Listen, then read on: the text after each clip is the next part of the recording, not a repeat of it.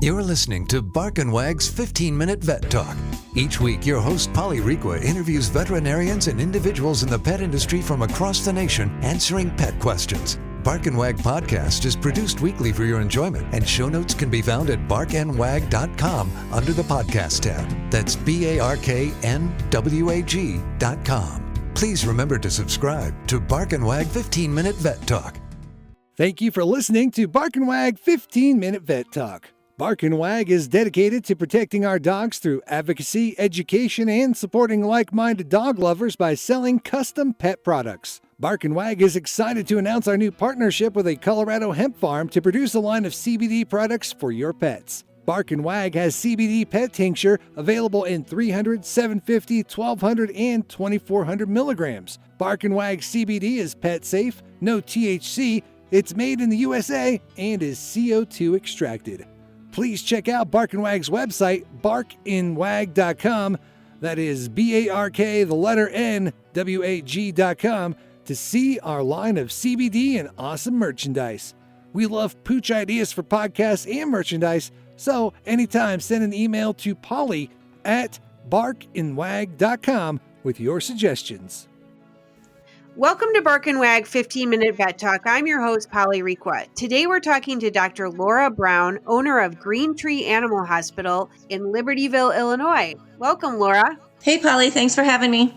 Well, I had a question and more for me. We had a black lab that got cancer, and within a week of the diagnosis, we had to put her to sleep. It was so sad because it was so fast.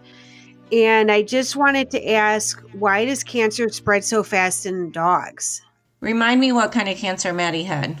Maddie had anal gland cancer. Tumor. Okay.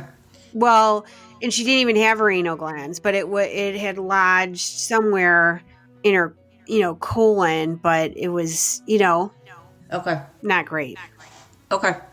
So here's the thing about cancer in dogs is I think in general, there's many, many, many different kinds of cancers in dogs, just like there is in people.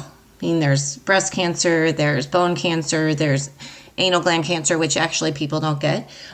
There is brain cancer, there's lung cancer, there's liver cancer, everything, skin cancer. So a lot of the problem in dogs is I think we don't diagnose cancer until potentially it's a little farther along than it might get diagnosed in a person. And second of all, dogs don't have the same kind of life expectancy as a person, so things go faster in general. But I will tell you that it's a myth that blood work diagnoses cancer. It does not. And this is my sort of the analogy that I use too. Like when women have breast cancer, their blood work is usually normal, but they've found breast cancer via a mammogram, or they feel their own lump or whatever. So then you target that and go to town on that. In dogs, it's easy to do blood work and urinalysis, but it's a little more invasive to start looking at some of these other parts of their body. Mm-hmm. And if they don't have some telltale signs like weight loss or coughing or struggling to defecate or a big bump that you can feel, things can go undetected without more diagnostics for a while. Like, let me ask you this. With Maddie, why did you take her in the first place? She was such an eater. Yeah.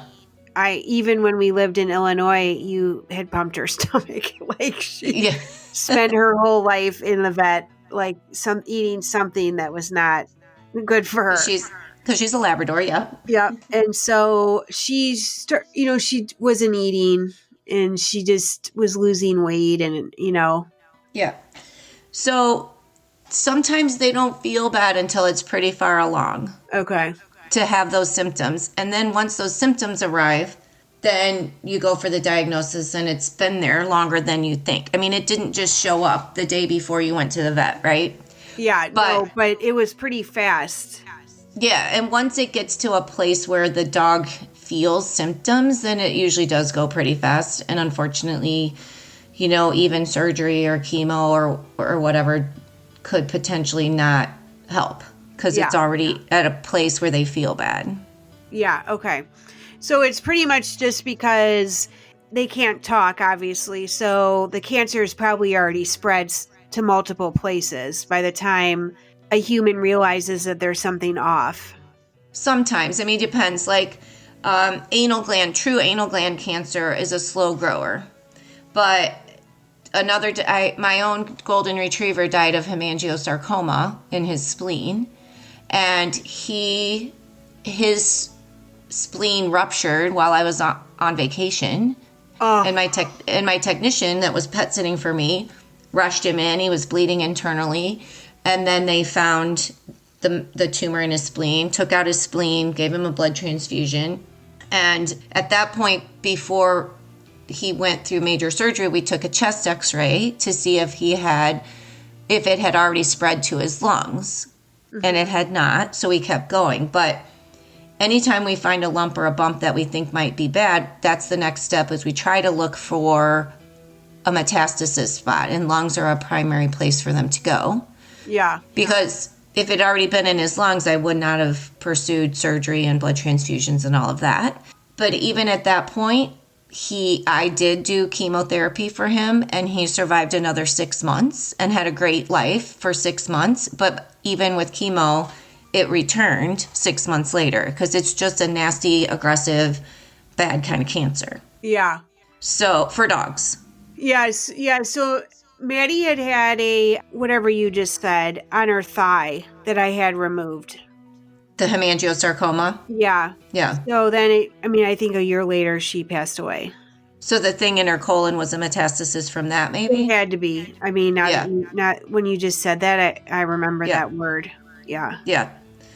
So, yeah, some cancers in dogs are pretty locally aggressive, like soft tissue sarcomas, and don't always metastasize to surrounding organs.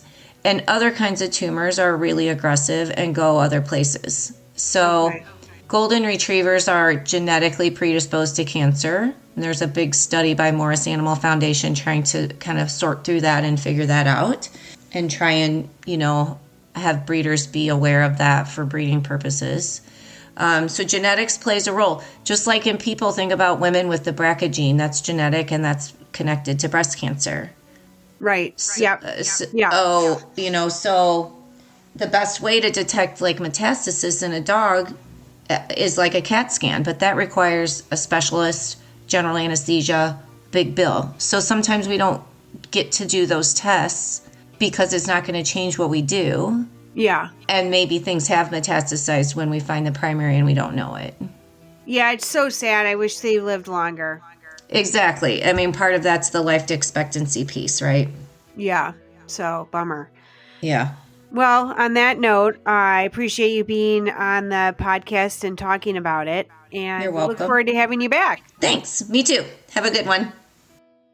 Thank you for listening to Bark and Wag's 15-Minute Vet Talk. If you like what you just heard, we hope you'll pass along our web address, www.barkandwag.com, to your friends and other pet owners.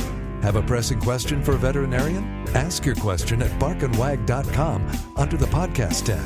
This has been a KFR production.